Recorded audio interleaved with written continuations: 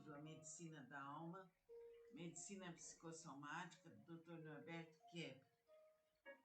As Escolas Fundamentais de Psicoterapia, capítulo 7º, a Escola Psicanalítica de Freud, capítulo 8º, a Psicologia Individual, de Alfred Adler, capítulo 9, a Psicologia Analítica, de Jung, capítulo 10º, a Análise Existencial, de Viktor Frankl, e o apêndice à Psicanálise Integral.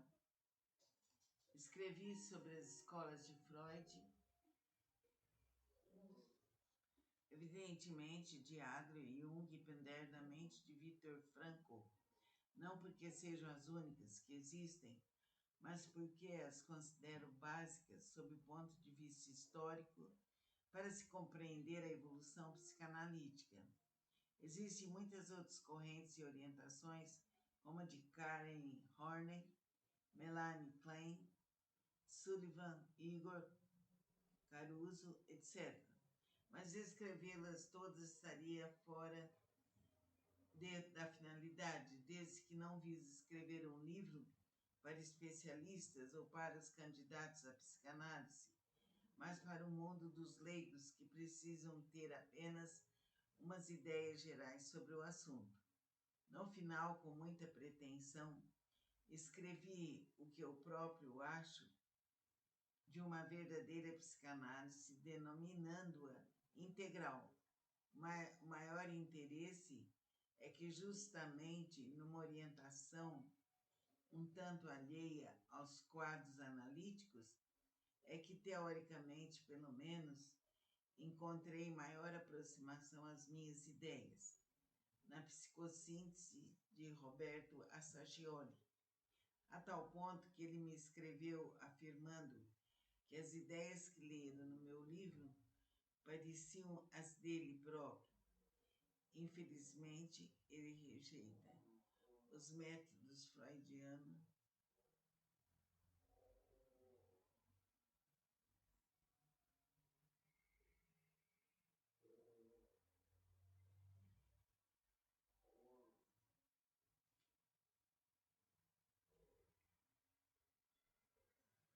a tal ponto que ele me escreveu afirmando que as ideias que leram no meu livro pareciam as dele próprio. Infelizmente, ele rejeita o método freudiano, que é o único e insuperável no tratamento das neuroses. De minha parte, a crítica que faço em Freud é sobre a sua teoria e não a técnica.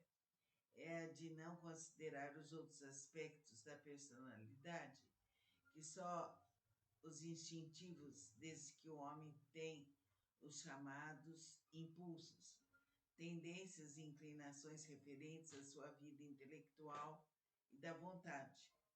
Se Freud foi um grande gênio da psicopatologia, foi fraquíssimo como psicólogo. Ele não era psicólogo, mas médico. E como médico da alma psicanalítica,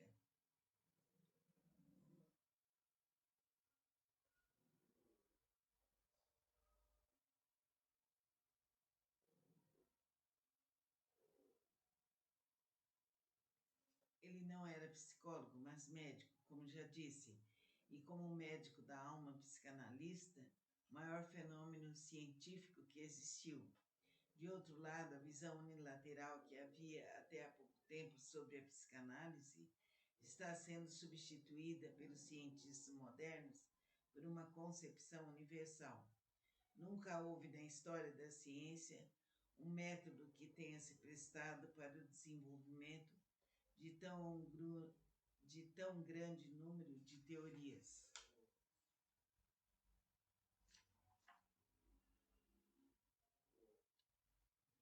De outro lado, vou repetir essa parte, a visão unilateral que havia até há pouco tempo sobre a psicanálise está sendo substituída pelos cientistas modernos por uma concepção universal, na qual sejam levadas em consideração todas as descobertas que foram feitas sobre psicopatologia e seu tratamento.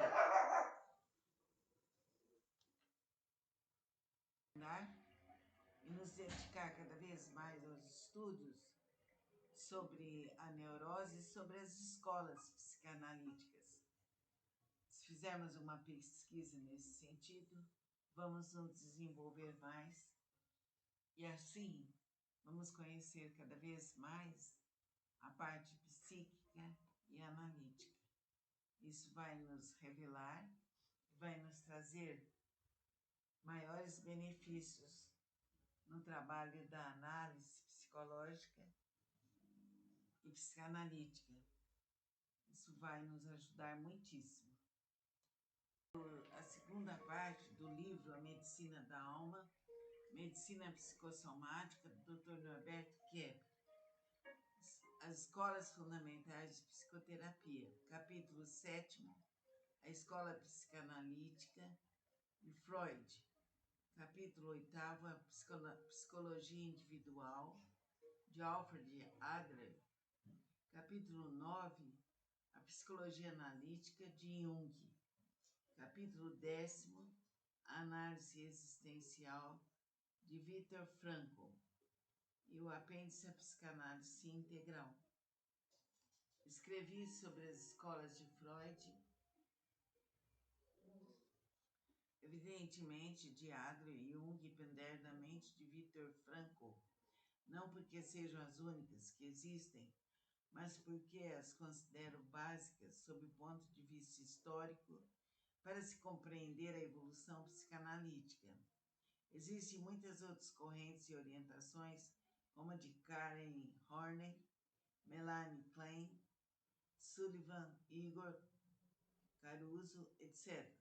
Mas escrevê-las todas estaria fora da finalidade, desde que não vise escrever um livro para especialistas ou para os candidatos à psicanálise, mas para o mundo dos leigos que precisam ter apenas umas ideias gerais sobre o assunto. No final, com muita pretensão, escrevi o que eu próprio acho de uma verdadeira psicanálise, denominando-a integral. O maior interesse é que justamente numa orientação um tanto alheia aos quadros analíticos, é que teoricamente, pelo menos, encontrei maior aproximação às minhas ideias, na psicossíntese de Roberto Assagioli, a tal ponto que ele me escreveu afirmando que as ideias que leram no meu livro pareciam as dele próprio. Infelizmente, ele rejeita os métodos freudianos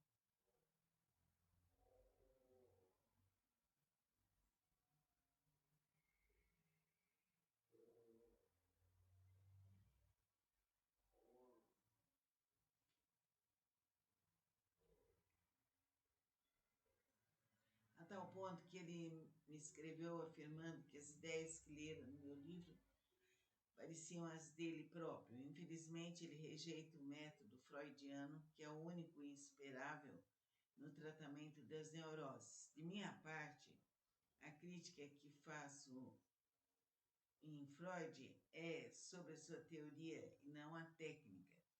É a de não considerar os outros aspectos da personalidade, que só os instintivos, desde que o homem tem os chamados impulsos, tendências e inclinações referentes à sua vida intelectual e da vontade. Se Freud foi um grande gênio da psicopatologia, foi fraquíssimo como psicólogo. Ele não era psicólogo, mas médico. E como médico da alma psicanalítica,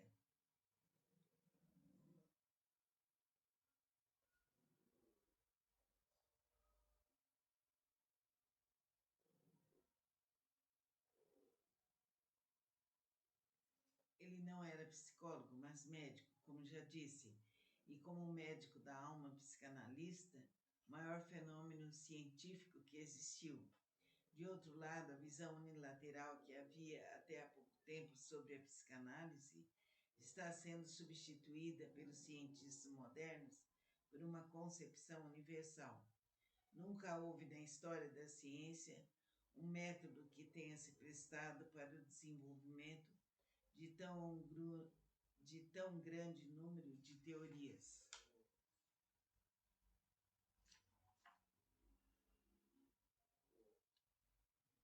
De outro lado, vou repetir essa parte, a visão unilateral que havia até há pouco tempo sobre a psicanálise está sendo substituída pelos cientistas modernos por uma concepção universal, na qual sejam levadas em consideração todas as descobertas que foram feitas sobre psicopatologia e seu tratamento.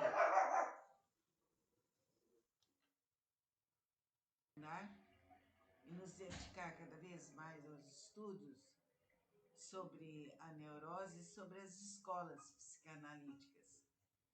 Se fizermos uma pesquisa nesse sentido, vamos nos desenvolver mais e assim vamos conhecer cada vez mais a parte psíquica e analítica.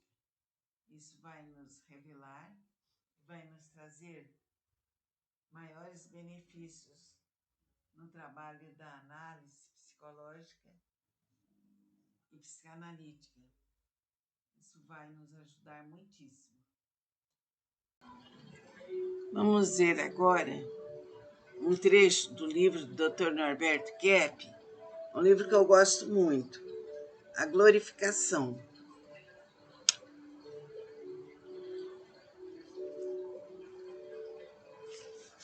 Alienação ou inconscientização. O problema fundamental na atitude do homem é o seu esforço para apagar a consciência de qualquer problema.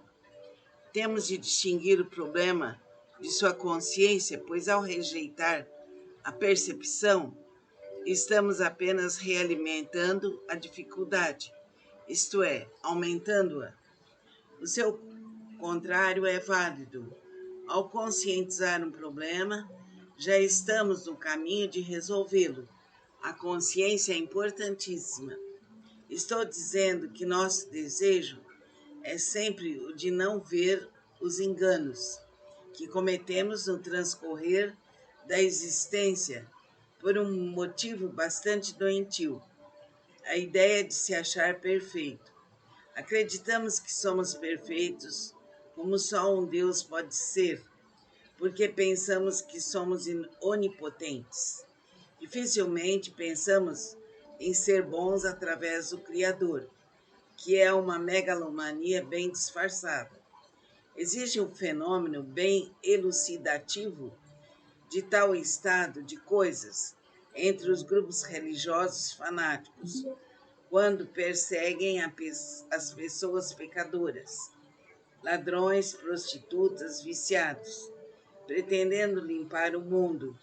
O que eles querem realmente é evitar a consciência dos seus erros, que tais pessoas mostram evidentemente.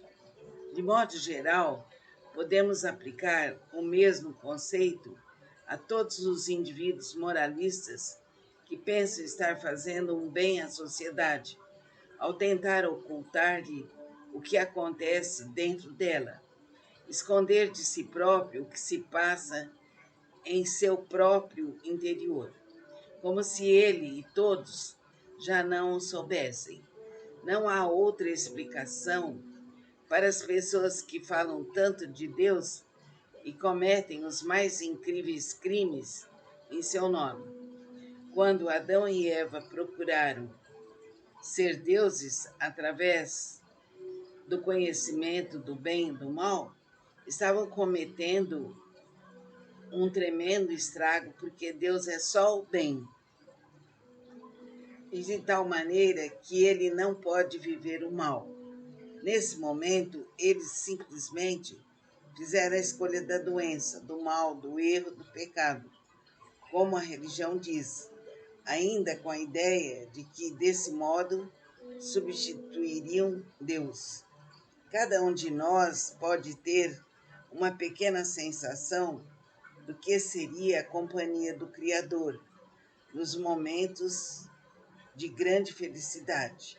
No entanto, mesmo aí, misturamos nossas fantasias, enegrecendo tais instantes de alegria. Mas, na união final, total ao divino, não há a menor nesga de qualquer empecilho. Portanto, o desejo de conhecimento do bem e do mal constitui-se, provavelmente, no maior erro que o ser humano comete, pois saber ou viver o mal é simplesmente tentar permanecer no que jamais poderá existir por si mesmo.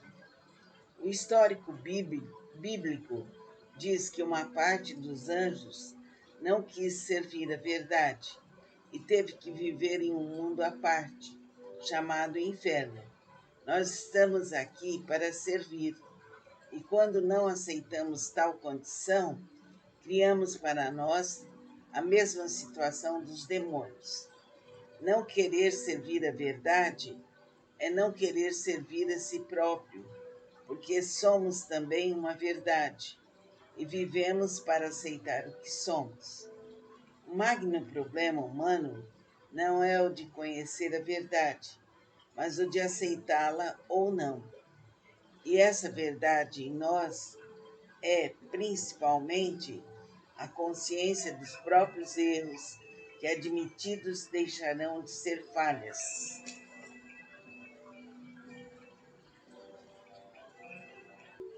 Assim, o magno problema humano não é o de conhecer a verdade, mas o de aceitá-la ou não. E essa verdade em nós é principalmente a consciência dos próprios erros, que, admitidos, deixarão de ser falhas. Precisamos tomar um grande cuidado ao considerar o que chamamos de verdade. Existe, sem dúvida, uma verdade eterna, incorruptível, mas a mais importante para nós é a nossa falácia e contínua imaginação que fazemos. O magno problema humano não é o de conhecer a verdade, mas o de aceitá-la ou não. E essa verdade em nós é principalmente a consciência dos próprios erros, que, admitidos, deixarão de ser falhas. Precisamos tomar um grande cuidado ao considerar o que chamamos de verdade. Existe, sem dúvida, uma verdade eterna, incorruptível, mas a mais importante para nós é a nossa falácia e contínua imaginação que fazemos. Caso contrário, estaremos em uma nova fase de fantasia, ao pensar que somos perfeitos, como imaginamos a perfeição em si. O que geralmente chamamos de erros é admitir que somos seres humanos com uma inteligência limitada, com falhas no campo afetivo, com dificuldade no trabalho. Caso aceitemos tal situação, imediatamente encontraremos maior facilidade em todos os setores da existência. O grande problema humano consiste na atitude de não aceitar aquilo de que se tem consciência, reputando-a como algo prejudicial. O malefício ocorre justamente pelo ato de negar a verdade que nos foi dada, como a joia mais preciosa que poderia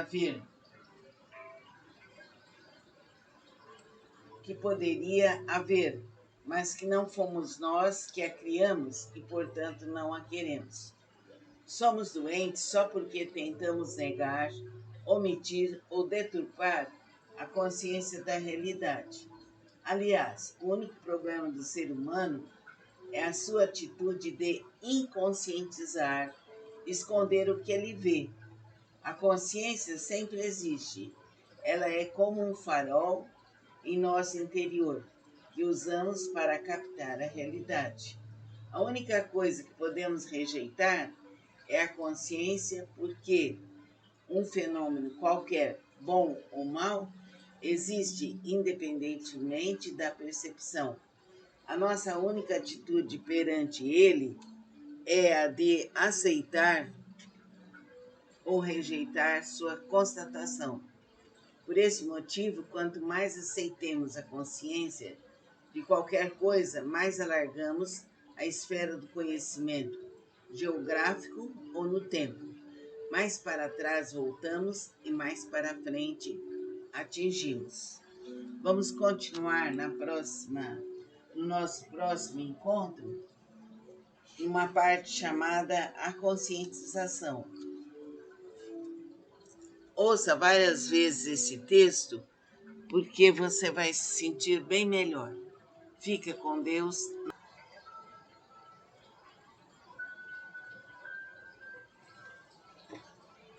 Vamos ler agora um trecho do livro A Medicina da Alma, do Dr. Norberto Kepp. Nós falamos sobre a morte e vamos continuar. Vamos ver aqui, ó. É um trecho. Um motorista inglês vinha em grande velocidade por uma estrada, coberta pelo nevoeiro, quando foi de encontro à traseira de um caminhão. Viu-se como que penetrando no ar e contemplando o próprio corpo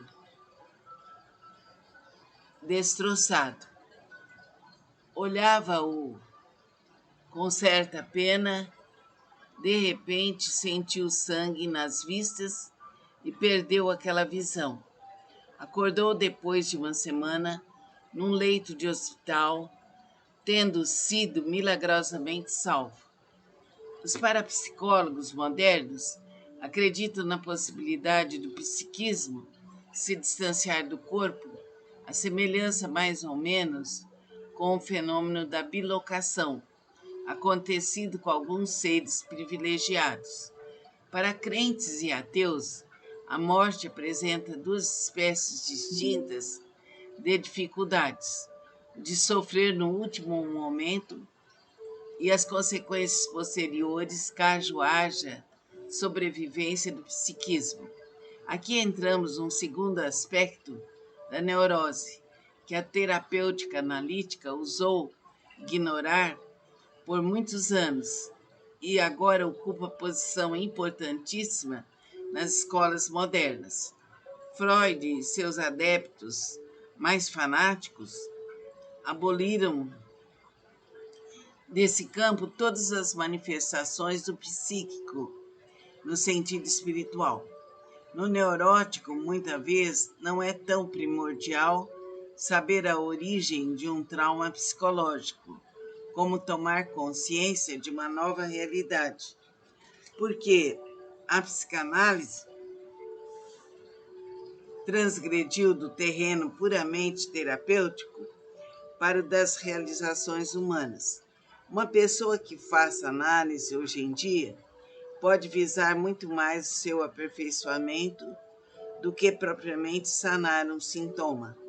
Desse modo, temos que curar o indivíduo do seu passado, bem como dar-lhe uma visão de vida que possa levá-lo a aceitar tranquilamente o magno problema da morte, e a ciência analítica já é capaz disso.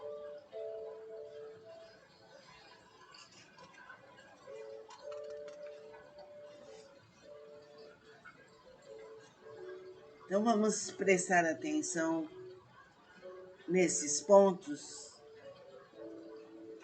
que são principais para depois iniciar a psicanálise de Sigmund Freud.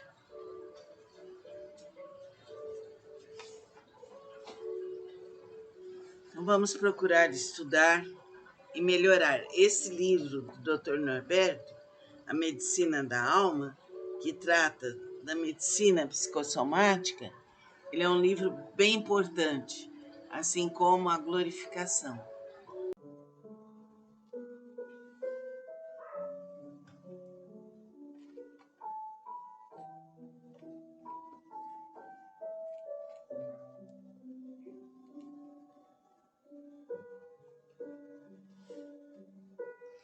Vamos ver agora o livro A Medicina da Alma, Medicina Psicossomática, do Dr. Norberto Kepp.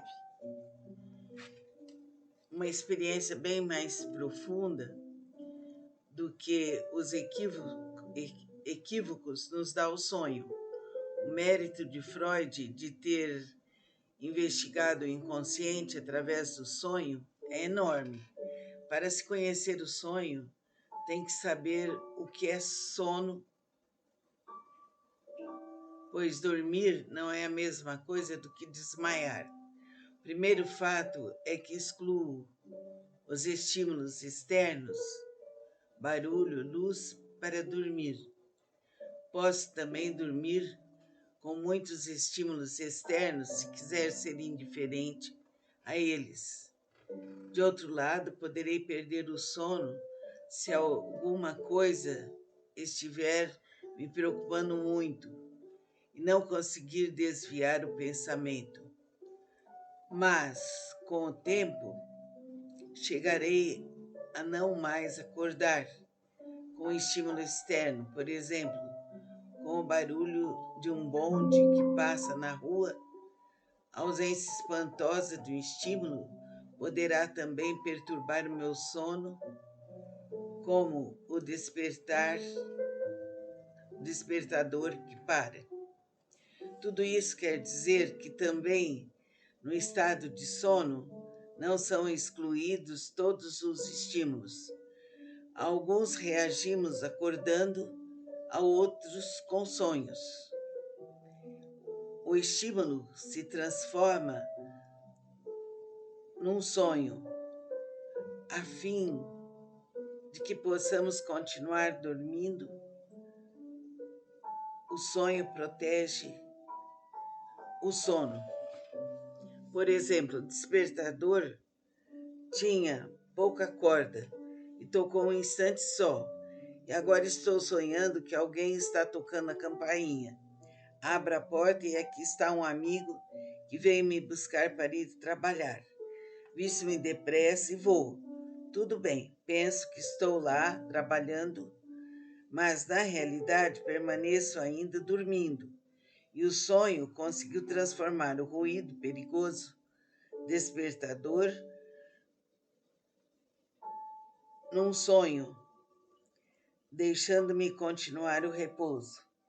Isso também prova, segundo Freud, que o sonho não é um fenômeno somático, mas sim psíquico. Para descobrir o seu sentido, significado, ele pergunta ao cliente o que, a seu ver, significa o sonho. Se esse não sabe, isso quer dizer que o seu significado apenas não é consciente e que terá que auxiliá-lo para descobrir. Essa ajuda é feita pelo método das associações livres. A pessoa tem que associar livremente cada um dos elementos, como ainda mais, cada um dos elementos, como Wundt já fez e mais tarde Bleuler e Jung desenvolver ainda mais. Para conseguir as associações espontâneas, a pessoa tem que excluir todos os pensamentos associativos lógicos. Tudo que lhe vem à mente deve ser mencionado, mesmo que pareça insignificante, absurdo, sem relação desagradável e penoso. Justamente, esses elementos do sonho que querem ser reprimidos são os mais importantes. Assim, Freud quer chegar do conteúdo manifesto do sonho a essa ideia latente. Então, vamos prestar atenção nessa matéria sobre sonhos e como que se faz. Vamos estudar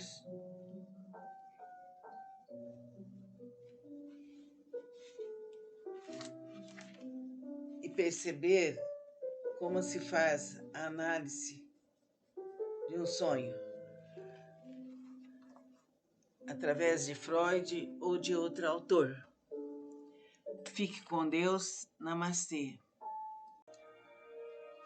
Vamos ver agora o livro do Dr. Norberto Kepp, A Medicina da Alma. Nós estamos lendo esse livro, parte por parte, e até terminar o livro. Já estamos na página 77. Cada dia lemos um pouco. Esse livro é importante. Capítulo 7, a psicanálise, Sigmund Freud.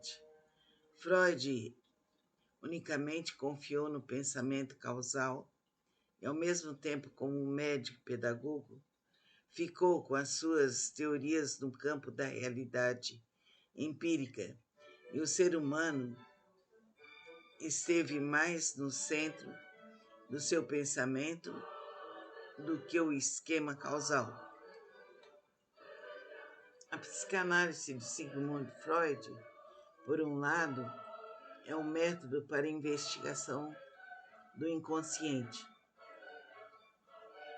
É psicologia da profundidade, psicologia do inconsciente.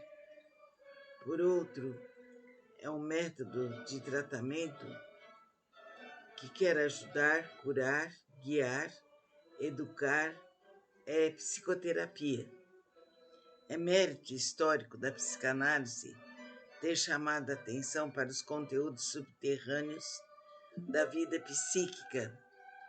Ela mostrou como pequenos ou às vezes poderosos acontecimentos intrapsíquicos são ativos dentro de nós, sem percebermos nada. Vida psíquica inconsciente, e muitas vezes nem queremos saber deles. Recalques. Vivemos grande parte de nossa vida sem percebê-la. Não nos conhecemos completamente, nossos planos, desejos, esperanças e receios. Temos impulsos desconhecidos que influenciam os planos e atos conscientes e tingem nossa atitude afetiva diante do mundo, dos homens, ou nos levam a certas situações de um modo estranho. Temos certas repugnâncias sem saber de onde ou porquê. Lutamos contra algo e não conseguimos vencer. Às vezes fazemos distraidamente um ato qualquer sem perceber, chegando a ser chamada a nossa atenção.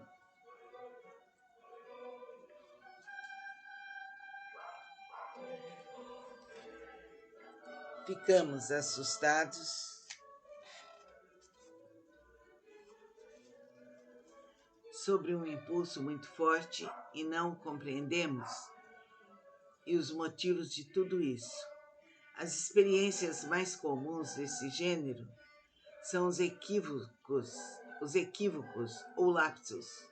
Quer dizer, nós queremos fazer ou dizer uma determinada coisa, mas como por acaso fazemos ou dizemos outra, inadequada, sem perceber.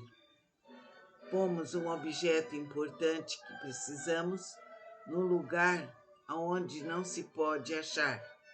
Esquecemos de um compromisso ou de um conteúdo qualquer que justamente queríamos gravar na memória.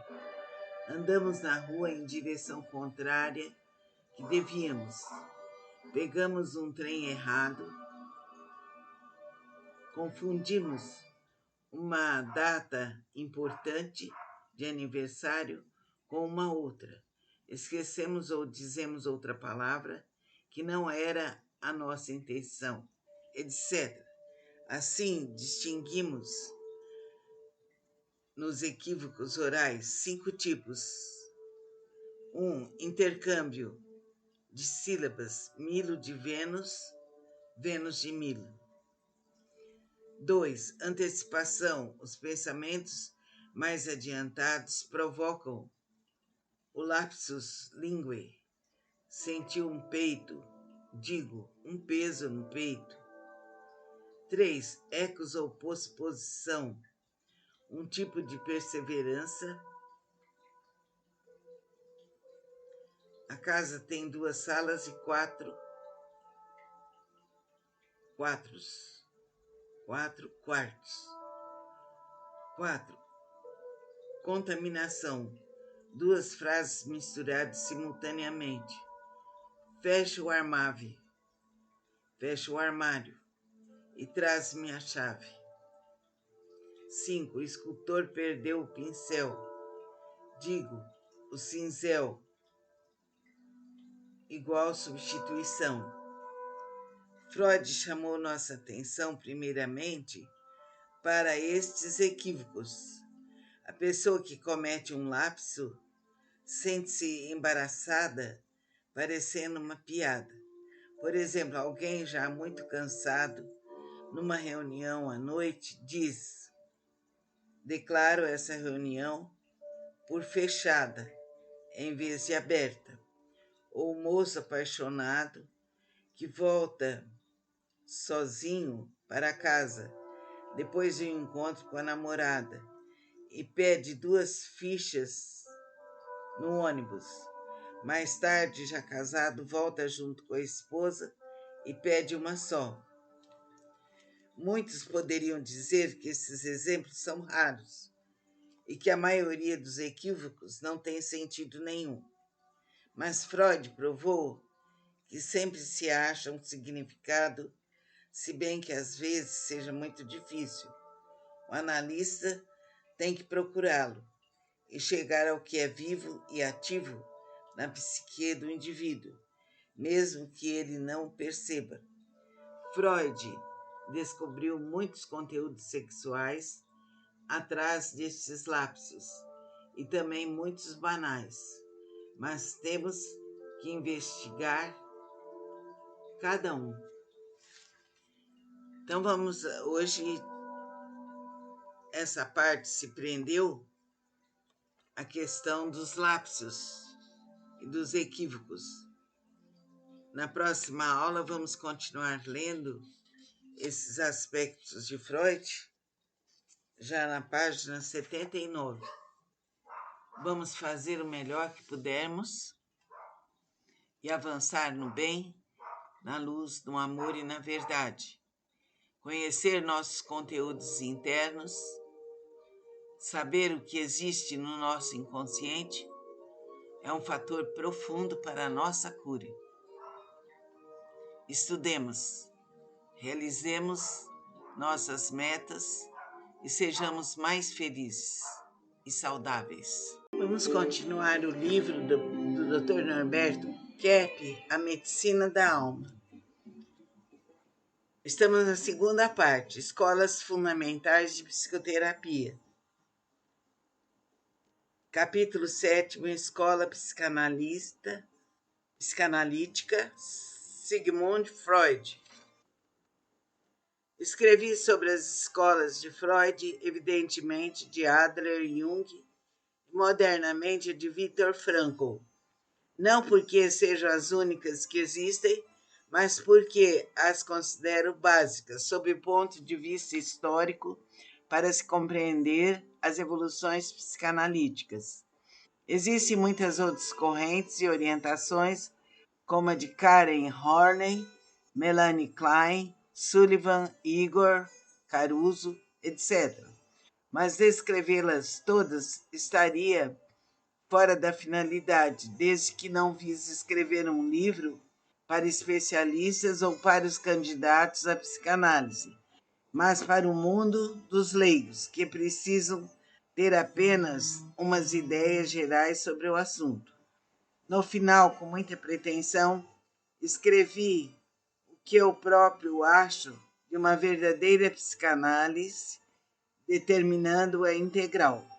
O mais interessante é que, justamente numa orientação tanto alheia aos quadros analíticos, é que, teoricamente, pelo menos encontrei maior aproximação às minhas ideias na psicossíntese de Roberto Sacchioli, a tal ponto que ele me escreveu afirmando que as ideias que lera no meu livro pareciam as dele próprio. Infelizmente, ele rejeita o método freudiano, que é o único e insuperável no tratamento das neuroses. De minha parte, a crítica que faço em Freud é sobre sua teoria e não a técnica. É a de não considerar os outros aspectos da personalidade, que só os instintivos, desde que o homem tenha os chamados impulsos, tendências, inclinações referentes à sua vida intelectual e da vontade. Se Freud foi o grande gênio da psicopatologia, foi fraquíssimo como psicólogo. Ele não era psicólogo, mas médico, e como médico da alma psicanalista, maior fenômeno científico que existiu. De outro lado, a visão unilateral que havia até há pouco tempo sobre a psicanálise está sendo substituída pelos cientistas modernos por uma concepção universal.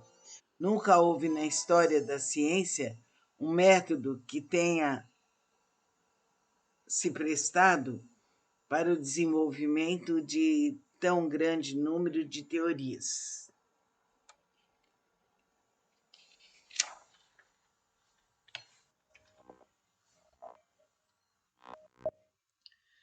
De outro lado, a visão unilateral que havia até há pouco tempo sobre a psicanálise está sendo substituída pelos cientistas modernos por uma concepção universal na qual sejam levados em consideração todas as descobertas que foram feitas sobre psicopatologia e seu tratamento. A análise freudiana rígida leva o indivíduo à resolução de seus conflitos instintivos, sem lhe abrir as portas do vasto mundo, seja o ideal ou o transcendente. Carl Gustav Jung percebeu isso e tentou resolver, mas rejeitou elementos fundamentais da neurose, como o próprio complexo de Édipo, motivo que o levou a se perder no seu campo mitológico. No entanto, existem dois fatos que explicam o caminho seguido por Freud: o tipo de estrutura positivista da ciência, alijando qualquer elemento não sensorial, e o excesso de superstição que a humanidade trazia sobre as explicações de conduta. Felizmente, hoje em dia, com a criação da parapsicologia, vão surgindo pesquisadores honestos, dispostos a descobrir certas realidades que fechamos nossos olhos por séculos e séculos. A própria humanidade vive aliada numa fase bastante primitiva do seu desenvolvimento. Sem dúvida, há esperança de se chegar a um período melhor, onde outros valores que não apenas os instintivos acabem prevalecendo e o ser humano lhe dê a mesma importância que hoje dá ao sexo, como um caráter sadio e as demais qualidades do espírito. A retidão, a coerência entre o pensamento e a sua realização, enfim, a harmonia psicofísica serão etapas que chegaremos brevemente. Muitos autores têm apresentado hipóteses belíssimas e que podem perfeitamente ser aceitas, mas eles sempre dizem o que seria melhor e não o que é na realidade. Não fazem o que o mestre do inconsciente realizou: deixar o inconsciente falar, até extrair dele o material científico necessário. Nós temos que lidar com o ser humano real e não ideal, segundo nossas concepções. Nesse sentido, faço uma crítica a Joseph Nutting com o seu belíssimo livro Psicanálise e Personalidade. Evidentemente, temos que tender para o que achamos mais benéfico e útil, mas jamais esquecer o tipo de material que temos. E quanto mais neurótico é o indivíduo, maior é a sua pobreza psíquica. Mas se o leitor desejar um estado, primeiro,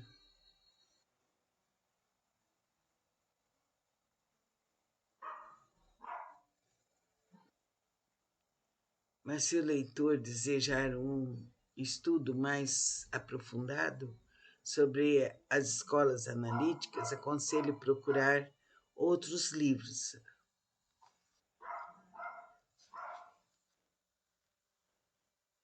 Agora, depois vamos começar no capítulo 7º, a psicanálise Sigmund Freud. É importante nosso estudo desse livro, A Medicina da Alma, do Dr. Norberto Kepp.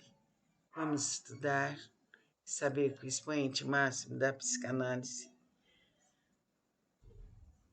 foi Sigmund Freud, que descobriu que o nosso inconsciente nos revela. Concentre-se, medite e abra seus caminhos. Namastê. Vamos dar continuidade ao livro A Medicina da Alma, Medicina Psicossomática.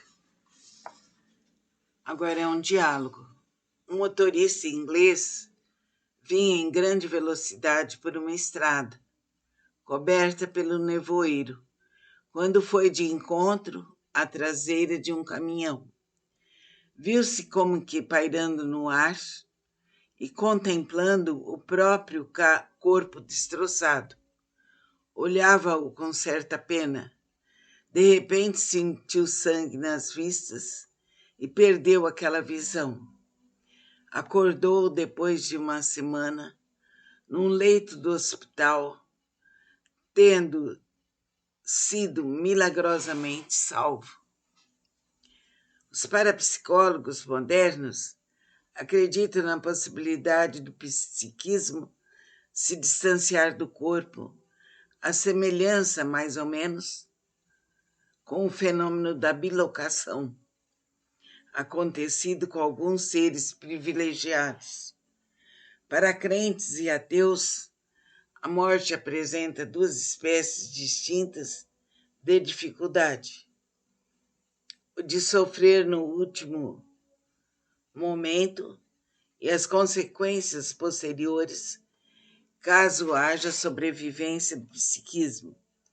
Aqui entramos num segundo aspecto da neurose que a terapêutica analítica ousou ignorar por muitos anos e agora ocupa posição importantíssima nas escolas modernas. Freud e seus adeptos mais fanáticos aboliram desse campo todas as manifestações do psíquico no sentido espiritual. No neurótico, muita vez, não é tão primordial saber a origem de um trauma psicológico, como tomar consciência de uma nova realidade. Proteger, porque a psicanálise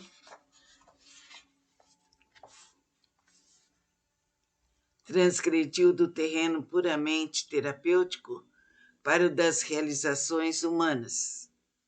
Uma pessoa que faça análise hoje em dia pode visar muito mais o seu aperfeiçoamento do que propriamente sanar um sintoma.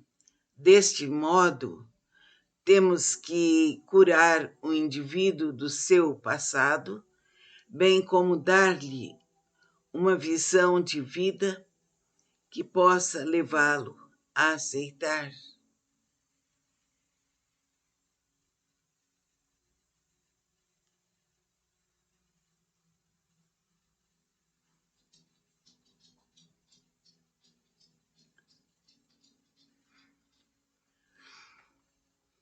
Deste modo, temos que curar o indivíduo do seu passado, bem como dar-lhe uma visão de vida que possa levá-lo a aceitar tranquilamente o magno problema da morte.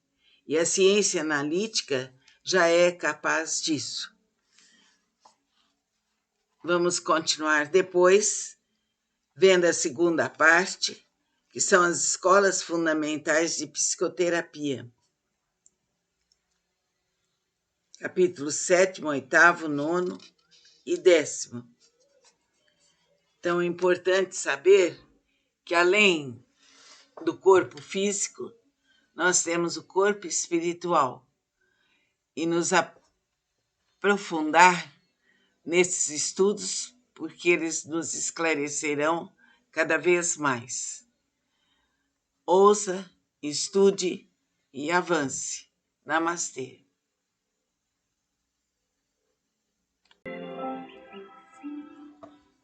Vamos ouvir agora a continuação do livro A Medicina da Alma, Medicina Psicossomática, do Dr. Norberto Kepp.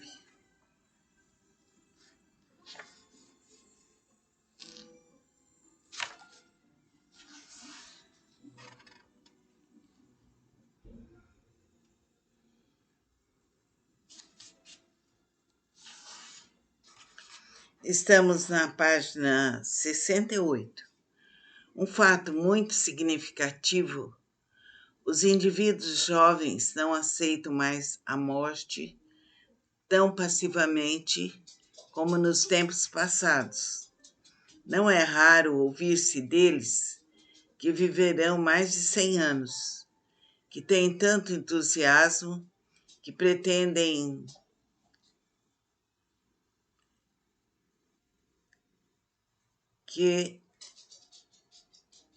pretendem dominá-la na medida do possível, etc. Falam dessa maneira, já como consequência da destruição da superstição, em resultado também da penetração das descobertas analíticas no inconsciente de cada um. Vamos refletir sobre esse parágrafo.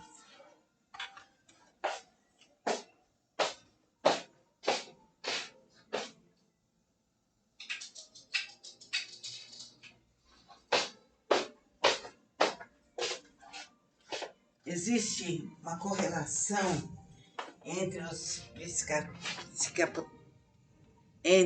as psicopatologias.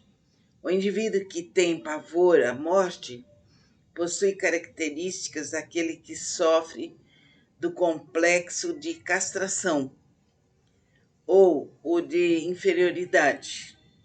De certo modo, também com o impotente e com o que apresenta traços homossexuais pronunciados. A tendência à autodestruição está em oposição aos desejos sexuais, que levam o indivíduo a gostar da existência.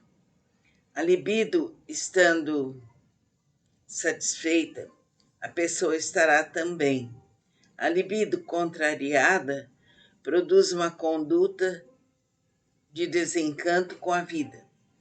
A maior parte dos que morrem prematuramente tem em seu psiquismo forte rejeição ao sexo. Caso contrário, é válido, a ponto de chegar do último desenlace, o indivíduo lutar para continuar existindo. O inconsciente determinou o final de nossa existência entre os 60 e 100 anos, porque poderíamos mais ainda nos prejudicar e aos outros, caso houvesse um maior acúmulo de problemas pelo aumento da idade, ou porque não conseguimos nos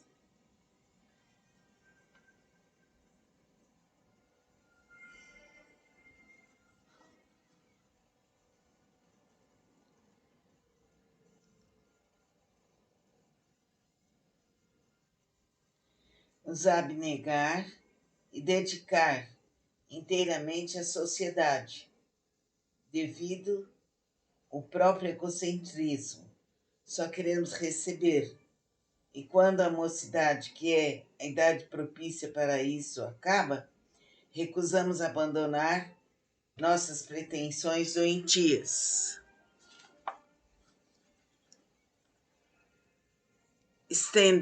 Stendhal já dizia que somente a paixão torna uma união legítima.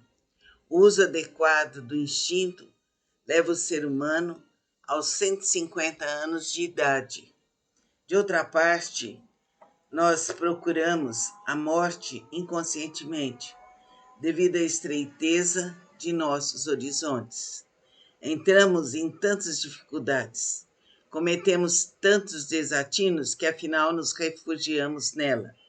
Porém, caso tivéssemos os horizontes mais amplos e os ideais melhor situados, encontraríamos novamente interesse e amor pelas realizações e facilmente chegaríamos aos 200 anos. A vida apresenta muito interesse para quem o procura.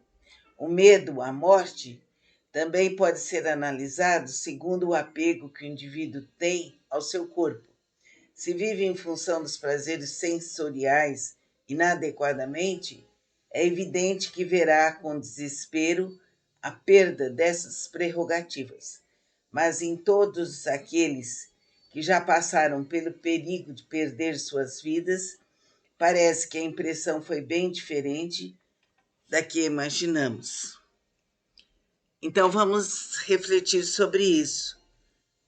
Se temos medo da morte, é porque, ou se não, se ficamos abertos à morte, é porque não temos ideais elevados. E a vida tem muitos interesses. Podemos viver até 150, 200 anos. Então vamos pensar em tudo isso com critério, com atenção.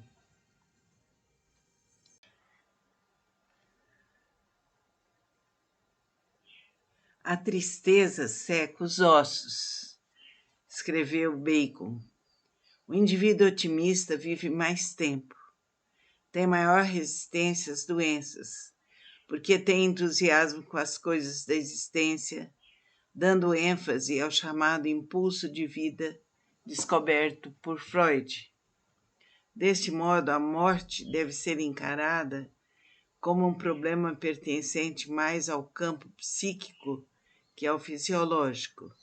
No entanto, a fase de autodestruição tem uma curva longínqua do completo extermínio, isto é, no aparecimento de uma moléstia de natureza grave, o indivíduo reage, tem os seus sentimentos de culpa sanados em parte e procura voltar à normalidade psico-orgânica. O grau de neurose está estreitamente relacionado ao índice de tendência autodestrutiva, mas não ao ponto de uma aniquilação completa. O suicida está mais situado ao campo da psicose, pois geralmente apresenta traços depressivos endógenos. Uma antiga história diz o seguinte: havia um homem velho, lenhador, que ia todos os dias trabalhar na mata e à tarde trazia para casa um feixe de lenha às costas. Uma vez, com o corpo vergado sob tanto peso, pediu à morte que viesse buscá-lo. Tanta criança morre, e eu, velho e cansado, tenho ainda de viver. E de tanto pedir, ela lhe apareceu. Você me chamou, vim buscá-lo. Lenhador engoliu em seco. Olhou apavorado para a aparição e respondeu-lhe: Sim, eu pedi a sua vinda, mas apenas para me ajudar a carregar o feixe de lenha. Essa é a atitude tomada pela nossa vida psíquica diante do perigo de uma aniquilação completa. Aliás, nenhum soldado envolvido numa batalha pensa em morrer. Pelo contrário, até mesmo os ateus oram pela sua salvação e por sua vida. Então, é importante sabermos que a luz maior está no otimismo, na alegria de ser e de existir, e que nós devemos ter um espírito otimista, uma estrutura interna firme, inabalável, para viver e sentir tudo que a vida nos apresenta de uma forma clara e real. Assim seja. Observe e preste atenção nessa leitura que foi feita. Namastê.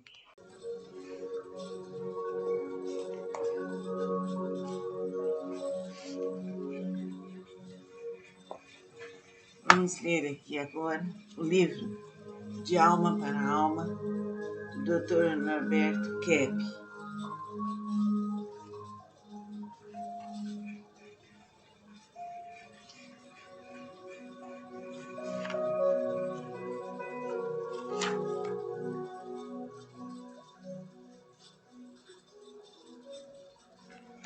Vamos falar sobre o neurótico.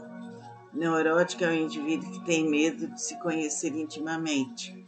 A famosa frase socrática, conhece-te a ti mesmo, encontra enorme resistência nele. Assim sendo, ele procura, quando ainda tem um pouco de boa vontade, entender e jamais ser. No tratamento analítico, às vezes, conhece todo o método e teoria, e não sabe se modificar. O mundo precisa mudar. Ele não. Intelectualiza tudo. E o seu sistema emotivo permanece o mesmo. Nas psicoterapias de grupo, consegue analisar quase com perfeição os males e as suas causas, mas nos outros, não em si mesmo.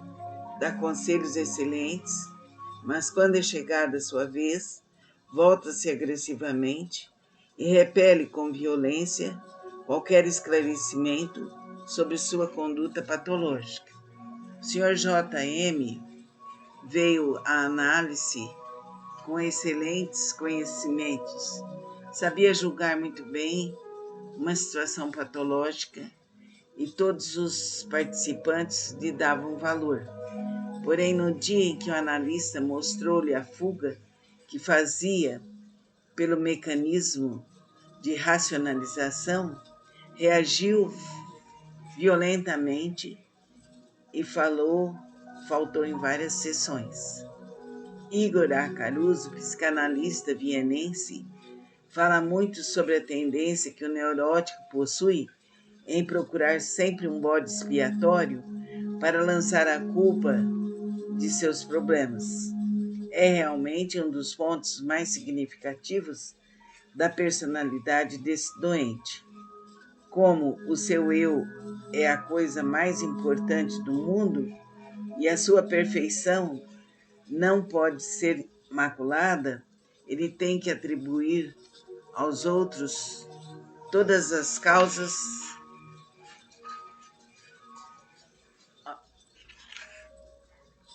todas as causas dos seus reveses. Como poderia aguentar o fato de não ser formidável? Por essas breves descrições da personalidade neurótica, podemos chegar à conclusão que o mundo é doente, que todos nós temos sempre, de uma forma ou de outra, sintomas da doença e que, em primeiro lugar, temos que admitir que mais neurótico do que nós próprios é muito difícil encontrar.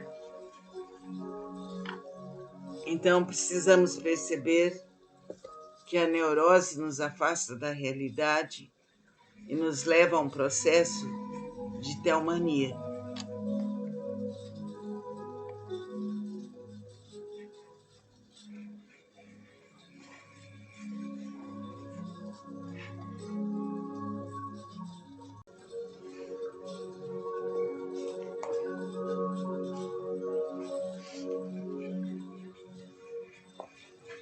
Vamos ler aqui agora o livro De Alma para Alma, do Dr. Norberto Kepp.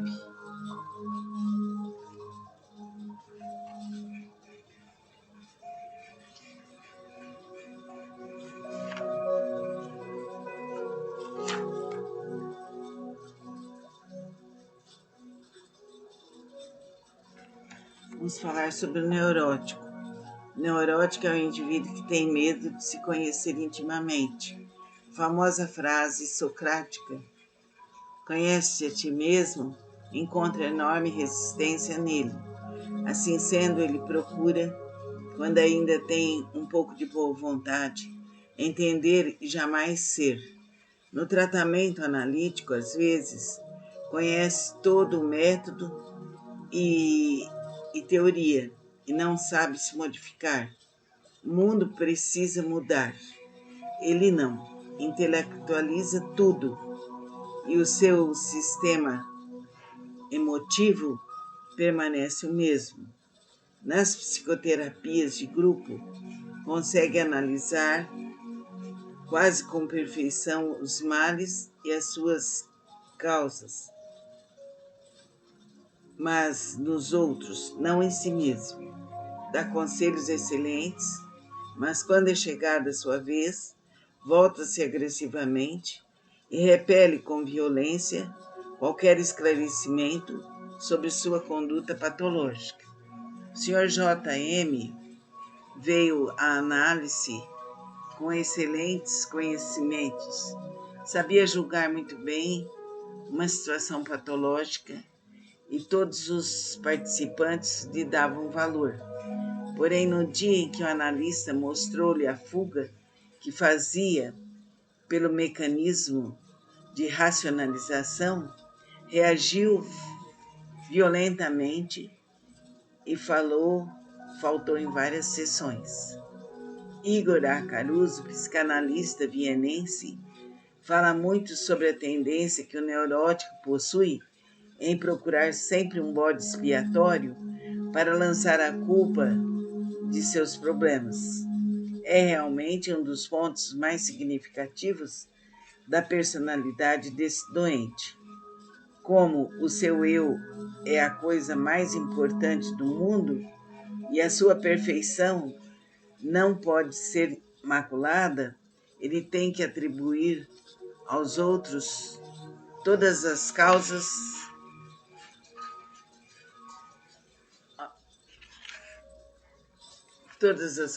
dos seus reveses. Como poderia aguentar o fato de não ser formidável?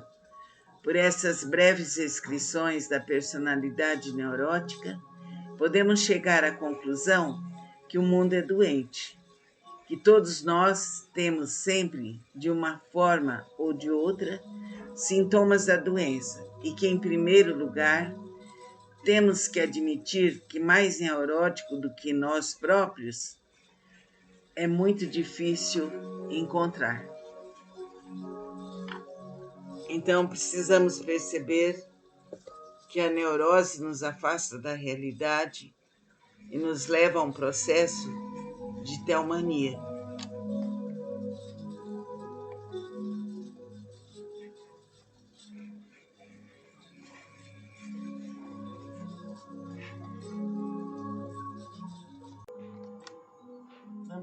dar sequência ao livro do Dr. Norberto Kepp, A Medicina da Alma. Nós estamos indo assim bem devagarinho. Agora vamos ver a primeira parte, as neuroses, capítulo 1, a vida. A ciência tirou o aspecto pornográfico do sexo e hoje em dia os pais já conseguem abordar essa questão com seus filhos.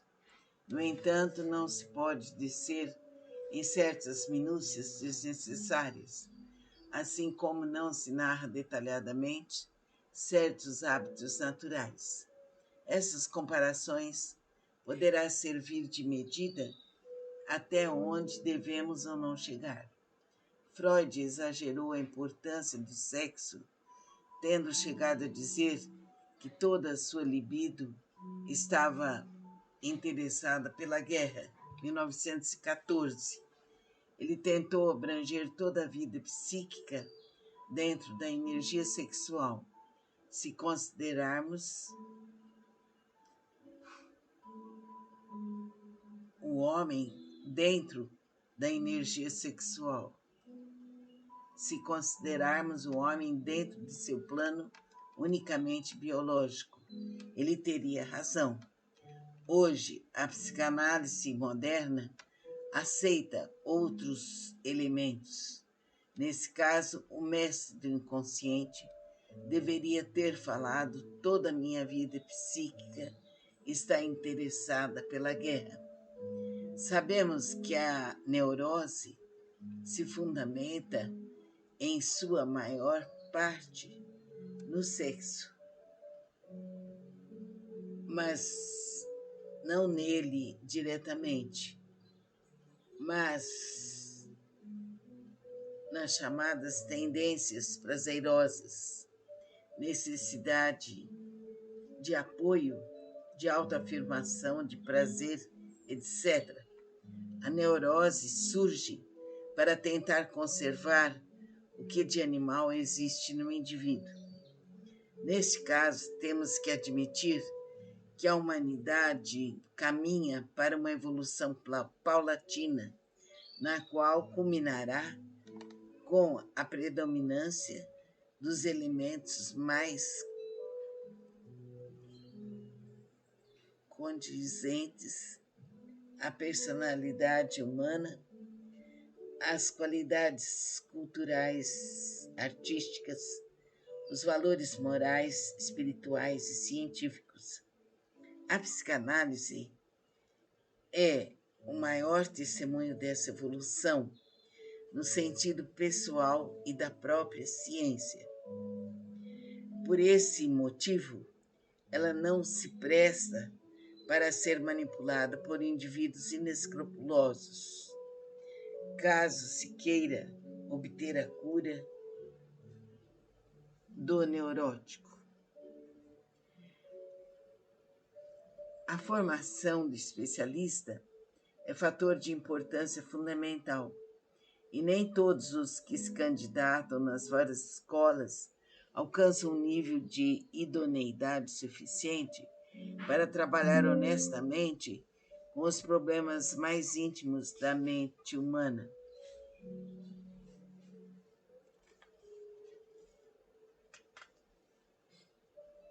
90% das profissões existentes nesse nosso planeta são destinadas a cultivar os elementos neuróticos que temos, desde médico, dentista, assistente social, economista, psicólogo, advogado, diplomata, negociante, etc., etc., até as caracteristicamente agressivas, estrategista, militar, espionagem e outras. As atividades tipicamente construtivas, como a engenharia, agricultura, agronomia, etc., também são mescladas com os elementos neuróticos. Finalidade de defesas subterrâneas à prova de bombardeio atômico, de isolamento, mansões e claustros, de ostentação, etc. O verdadeiro progresso que poderemos ter nos é vedado quase totalmente pelas nossas deficiências psíquicas e o pouco que conseguimos, quase sempre levamos à destruição através das guerras. O que sucede no campo profissional repete-se em todos os outros. Aliás, já como consequência, os leitores poderão observar que existe uma grande inimizade entre os sexos e como a atração sexual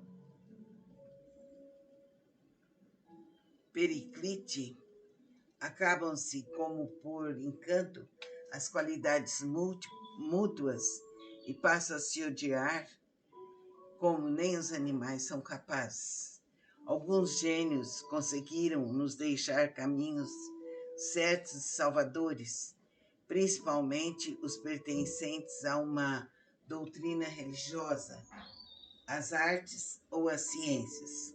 O ser humano só conseguirá trilhar a vereda correta por essa tríade. Por isso, os melhores indivíduos são os religiosos, os artistas e os cientistas.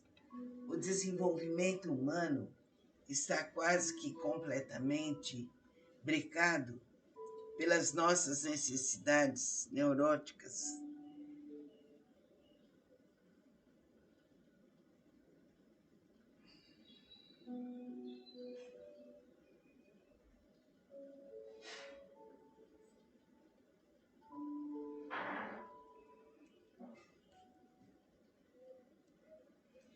E isso constitui talvez o motivo principal de nossa infelicidade no viver.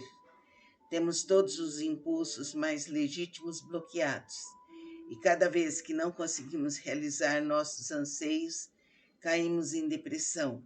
A psicanálise moderna está retirando sua antiga cegueira aos fatores mais importantes ao espírito e reconhecendo que o neurótico não é só neurótico, mas a doença faz parte de toda personalidade que tem também sua faceta patológica. Oxalá que esta nova ciência que surgiu em pleno século XX possa trazer toda uma série de benefícios à semelhança com o cristianismo no início de nossa era, pelo menos em parte. Vamos continuar depois, capítulo 1, que é a vida.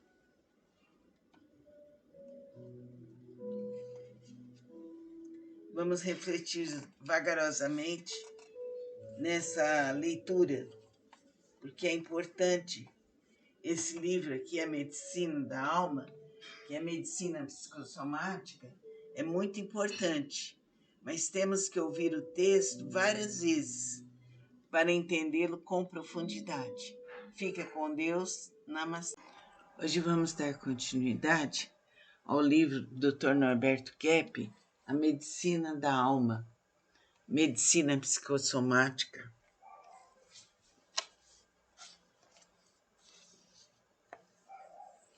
A psicanálise pode ser, o psicanalista pode ser um médico, um psicólogo ou uma pessoa formada universitariamente, mas que tenha conhecimentos aprofundados sobre psicopatologia. Qualquer profissional que não satisfaça essa exigência está fadado ao insucesso. Fato muito importante é que o povo tende a ver no psiquiatra o profissional encarregado da cura de todos os males psíquicos, ignorando que, sem formação adequada, ele próprio é um leigo como qualquer outro. Quando se trata de psicanálise, ele é entendido em doenças mentais, em males cerebrais orgânicos, e não nas neuroses, que são doenças espirituais, portanto, da alma. Aliás, justamente nesse domínio é que o homem é exigido de modo integral, ou melhor, ele tem que possuir capacidade de se dedicar inteiramente ao estudo de uma nova ciência que, por estar no seu início, ainda se presta para tantas opiniões contraditórias e teorias. Ele tem que viver só em função desse trabalho, caso queira obter sucesso. E o que esta ciência está descobrindo? O seu iniciador, no seu sentido estrito, foi Sigmund Freud, que permaneceu mais no terreno específico das neuroses. Em seus escritos, deixou entrever um desenvolvimento da psicanálise em outros setores, no campo da educação, das doenças mentais, etc. Porém, somente com Franz Alexander, fundador do Instituto de Psicanálise de Chicago, é que ela ingressou definitivamente no domínio também das outras doenças. Alexander e seus colaboradores forneceram valiosa contribuição às seguintes doenças: nas enfermidades do aparelho digestivo, nos transtornos respiratórios, cardiovasculares, metabólicos e endócrinos, articulares e do esqueleto muscular, inclusive nos acidentes pessoais. De modo geral, existem 3 grandes campos onde a psicanálise ingressou com sucesso: nas neuroses, que é o seu habitat específico, nas chamadas doenças psicossomáticas e nas psicoses. Para que se compreenda de modo mais completo o valor dessas descobertas, é necessário penetrar um pouco no domínio do abstrato, da filosofia. Existe na mente do homem moderno 2 concepções distintas. A primeira, criada por Platão, que afirma a existência de 2 elementos distintos em nossa constituição, ou seja, um corpo e mais uma alma, como se fossem 2 entidades separadas e sem nenhuma relação de imediato. Essa concepção foi aceita em sua forma mais absoluta até quase o início da era moderna, quando outros filósofos a combateram, como Tomás de Aquino, provando ser errônea e aceitando a orientação de Aristóteles. No entanto, o platonismo continua existindo na mente, não apenas de filósofos, como de teólogos e cientistas que, de toda maneira, pretendem torná-la viável. Na psicologia profunda, tal influência é notável, e nem mesmo Freud foi imune, pois reiteradas vezes fez distinção entre o orgânico e o psíquico. Sobre a etiologia da angústia, disse ser a acumulação da tensão genésica provocada pela abstinência, exemplo, etc. A página 207, sobre a teoria das neuroses. Trabalho realizado regularmente pelo professor de cirurgia do Hospital das Clínicas da Faculdade de Medicina de Montevidéu. Mas à medida que a própria ciência evolui, a ideia aristotélica de uma só entidade no ser humano ganha terreno. O filósofo admite a existência no homem apenas de um corpo animado ou um corpo espiritualizado, por uma alma evidente, e não como se tivesse dois elementos distintos. Assim, vamos nos aproximando das relações entre fatores orgânicos e emocionais. Se o indivíduo tem uma doença em qualquer órgão, certamente existe um distúrbio também de natureza psíquica, ou pelo contrário, a existência da neurose redunda em distúrbios somáticos. Não se trata de saber o que começou primeiro, desde que ambos os elementos são coexistentes, desde o início da gestação. Para elucidar esta afirmação, basta verificar a conduta de indivíduos doentes. Por exemplo, os cancerosos, enquanto eles aceitam a própria existência, continuam sofrendo ou não, mas com vida. No dia que admitem que poderão falecer, a sintomática cresce assustadoramente e em pouco tempo chegam ao desenlace. Grande parte das pessoas gastrectomizadas continuam apresentando a mesma sintomática, a ponto de alguns professores de cirurgia admitir psicólogos em suas clínicas para preparar aqueles que devem ser operados. O reverso acontece também com a existência de sintomas sem o comprometimento orgânico. Na clínica cirúrgica do professor Edmundo Vasconcelos, não é raro um paciente apresentar todos os sinais típicos de uma retocolite ulcerativa, sem que haja comprovação de úlceras pelas chapas radiográficas e demais exames. O ulceroso tem uma psicopatologia específica e cada moléstia apresenta suas características emocionais. Alguns médicos chamam de doenças psicossomáticas somente aquelas nas quais não haja um processo orgânico. Porém, é uma ideia muito falsa, desde que a existência de uma lesão será apenas questão de tempo, e mesmo que não venha a suceder, continua a haver os sintomas dolorosos. E qual seria o papel do psicanalista nessas doenças? O primeiro fato que é necessário pôr em evidência é que o analista é um médico da alma e não do corpo. Isto é, ele tem que dar toda a sua atenção aos problemas emocionais do cliente, vendo os seus sintomas físicos como uma intercorrência. Ele não receita ou recomenda medicamentos, porque seria contraproducente desviar a atenção da etiologia psíquica da moléstia.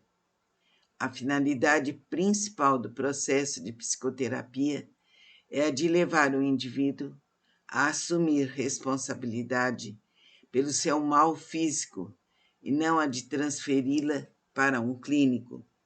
O inconsciente é quem escolhe a moléstia, o modo da existência e morte. Somente ele poderá ser responsabilizado pelo destino de cada ser humano no seu aspecto são e patológico. A escolha do tipo de cônjuge, da profissão, etc., depende dos impulsos e tendências, em sua maior parte desconhecidas pelo seu possuidor, mas perfeitamente esclarecidos através de uma análise. O homem é doente, mas muito mais no seu espírito. Essa é uma grande verdade, difícil de ser admitida pela maioria e por um motivo muito simples. Quem não aceita essa descoberta já tem mais da metade de sua problemática resolvida. Quem aceita essa descoberta já tem mais da metade de sua problemática resolvida. O homem é doente, repetindo, mas muito mais no seu espírito. Essa é uma grande verdade, difícil de ser admitida pela maioria, por um motivo muito simples. Quem aceita essa descoberta já tem mais da metade de sua problemática resolvida.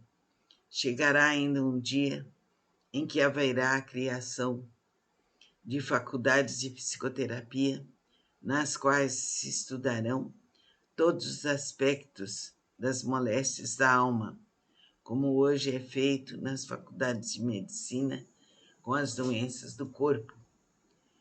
O mais curioso disso tudo é que até agora tal coisa não tenha sido feita. O número de neuróticos precisando de tratamento urgente é bem maior do que a dos indivíduos portadores de outras moléstias. E o que é mais lamentável, a formação de um psicoterapeuta é muito mais difícil do que a dos outros profissionais.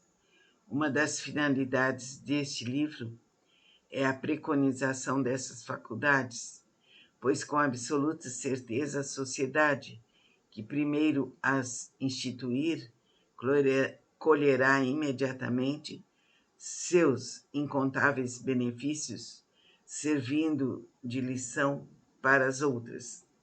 O homem moderno, quando é atingido por uma doença orgânica, procura imediatamente os meios terapêuticos tradicionais, jamais passando-lhe pela cabeça a ideia de verificar o que se passa com a sua vida emocional. O próprio leitor certamente esboçará um riso de mofa diante de tal afirmativa. Numa aula que pronunciei, aventei a possibilidade de um doente constantemente atingido pelos mesmos sintomas como resfriados, gripes, colites, gastrite, etc., procurar um médico da alma, provocando risadas. No entanto, chegará o tempo em que as doenças da alma ocupem um lugar de maior importância em todos os fatores etiológicos somáticos.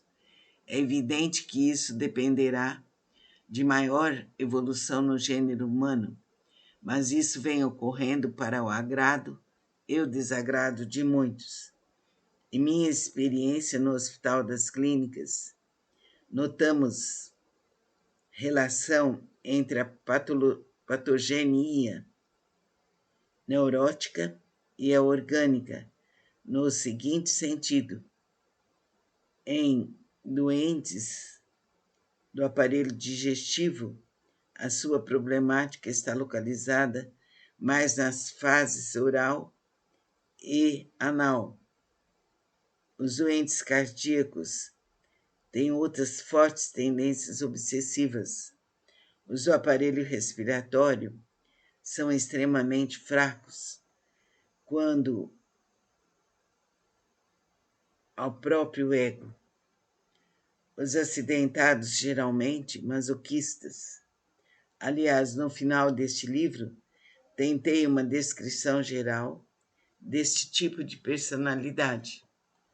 Então, é importante que nós estudemos cada vez mais para compreender bem os fenômenos psicológicos e os fenômenos orgânicos.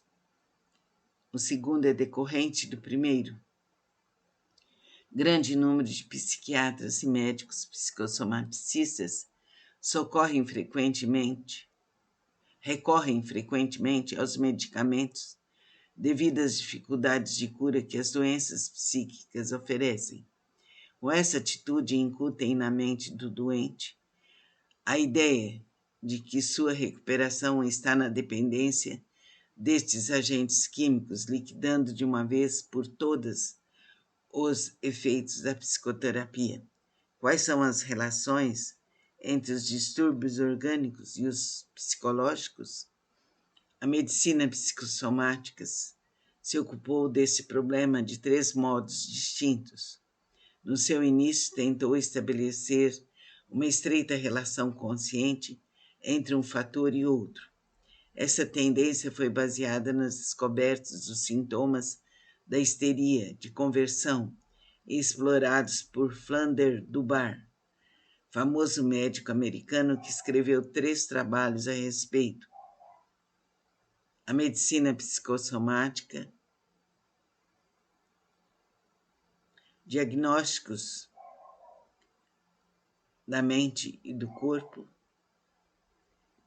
No entanto, essas ideias foram abandonadas na atualidade.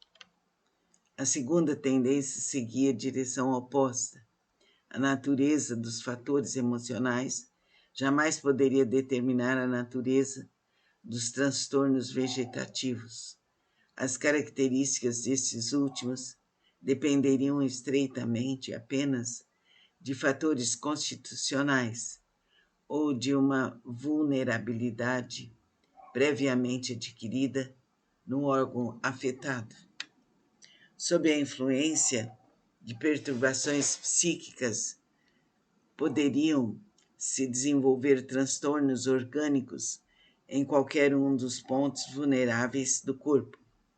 A terceira escola adota uma posição intermediária entre as 2 anteriores e é seguida pelos cientistas modernos.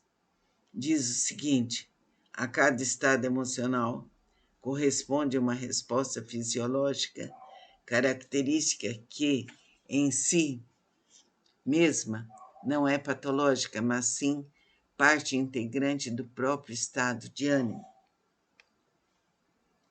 William Stickel, em seu livro A Vontade de Viver, a página 64, escreveu o seguinte: a linguagem orgânica da alma é, por enquanto, tão pouco perceptível que a cegueira de uma ciência orgânica já estabelecida contribui para que estas formas de expressão não sejam interpretadas. Franz Alexander diz que essa correlação específica não se dá entre rasgos manifestos da personalidade e respostas vegetativas, mas entre essas últimas e certas constelações emocionais comumente inconscientes, que podem estar presentes em muitos tipos diferentes de personalidade e podem aparecer ou desaparecer durante a vida da mesma pessoa. Psiquiatria Dinâmica, Franz Alexandre, página 325. A vida psíquica não é algo estático, mas dinâmico como a correnteza de um rio. Por esse motivo, é muito comum o neurótico sonhar com águas correndo ou estagnadas com enchentes, etc., segundo suas tendências. Somente à medida que o homem for prestando atenção e tratando desses fatores, é que eliminará as doenças de toda espécie e morrerá pelo desgaste natural de sua vida material. O que pode parecer absurdo hoje, amanhã, poderá se constituir num elemento de primordial importância para a humanidade que encontrou nas doenças o maior obstáculo para o seu desenvolvimento. A doença faz parte das necessidades profundas do ser humano. Sua etiologia psíquica é bem anterior à orgânica. Em outras palavras, a doença vem do encontro a um desejo do inconsciente que procura sanar seus sentimentos de culpa através dos males físicos, Não existe a doença, mas sim o doente. O doente é o indivíduo que precisa desmesuradamente de afeto, não sabe viver de modo maduro e assumir todas as responsabilidades atinentes aos seus encargos, escolhendo sempre o caminho da regressão ao estado paradisíaco intrauterino. Se lhe tirarmos suas doenças, teremos eliminado algo importantíssimo para viver. Curar pelos medicamentos ou por operações é melhorar apenas a sintomatologia. Somente um tratamento que atinja as causas principais é verdadeiramente capaz de sanar o mal pela raiz. É o que a psicanálise faz. A humanidade atual está chegando à mais importante fase de toda a sua história. Toda a renascença, com a remodelação completa na literatura, ciência e arte, o ciclo das grandes descobertas e o novo conhecimento das civilizações orientais, escondidas pela distância e posição geográfica, pouco representam diante das perspectivas que se abrem agora. Não é sem motivo a existência da enorme alteração em todos os setores do pensamento, porque estamos iniciando a maior de todas as aventuras, penetrar no espaço exterior, que a imaginação dos romancistas modernos presume haver cobras e lagartos como os monstros no Renascimento, começando a acarretar a maior transformação psíquica de todos os tempos. Felizes nossos filhos e netos, que terão o privilégio de assisti-lo. Este livro pretende, muito modestamente, mostrar uma nova ordem de fatos, iniciada há alguns anos, um tanto difícil de ser aceita, por pertencer ao domínio do inconsciente, mas que segue os padrões comuns da nossa ciência positiva. Evidentemente, os espíritos conservadores farão muita chalaça, como antes fizeram aqueles que acreditavam ser a terra achatada. Como os navegadores antigos, temos que evoluir e tentar abarcar todos os aspectos do ser humano para ajudá-lo na saúde e na doença. O restante é secundário.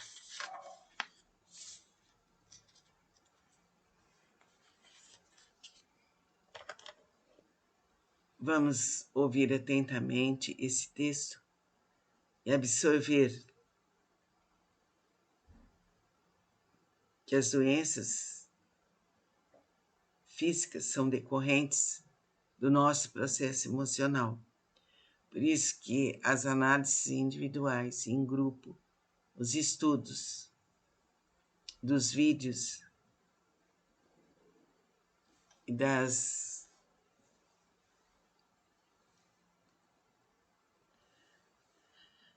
apostilas, dos livros, tudo isso é muito interessante para que possamos identificar e nos libertar de todo o mal, para que pensemos o bem, falemos o bem e pratiquemos o bem. Isso nos dará uma estrutura interna firme e inabalável e sentiremos a força de nosso espírito em nós e assim teremos a verdadeira libertação. Vamos continuar o estudo desse livro e peço que vocês fixem a atenção nesses estudos.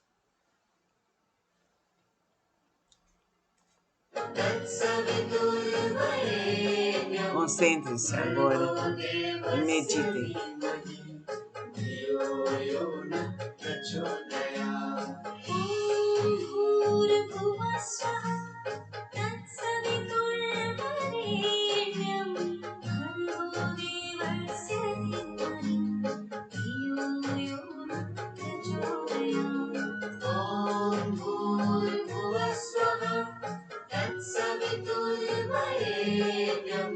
Vamos pedir a Deus, aos mentores do espaço, a luz maior. Sejamos libertos e que o conhecimento e a atenção venha para nós de uma forma bem real. Que assim seja. No preâmbulo do livro A Medicina da Alma, escrito pelo Dr. Norberto Kepp, uma das constatações mais impressionantes da ciência moderna é a existência de doenças do espírito, chamadas vulgarmente como problemas emocionais ou complexos. Deste modo, criou-se uma profissão sui generis, isto é, diferente das demais, dedicada a um tipo de terapia sem medicamentos, algo um tanto abstrato, uma medicina da alma. Essa é a profissão do psicanalista. O que é um psicanalista? É um indivíduo que adquiriu profundos conhecimentos sobre os motivos mais íntimos do comportamento humano, e ele próprio, isto é, de grande importância, se submeteu a uma análise para resolver os seus conflitos intrapsíquicos. Somente dentro dessas condições será possível atingir e ajudar a resolver a problemática dos outros. Ajudar a resolver e não ele próprio resolver, porque a semelhança com o remédio, que faz o papel de coadjuvante ao restabelecimento físico na psicanálise, é a palavra responsável pelo mesmo efeito. Não é o especialista que cura, é o próprio inconsciente que vai, pouco a pouco, reagindo às interpretações do analista e imperceptivelmente corrigindo sua patologia psíquica. O psicanalista pode ser um médico, um psicólogo ou uma pessoa com formação universitária, mas que tenha conhecimentos aprofundados sobre psicopatologia. Qualquer profissional que não satisfaça essa exigência está fadado ao insucesso. Então, vamos prestar atenção nesse estudo para seguir cada vez mais aprendendo e desenvolvendo mais e mais.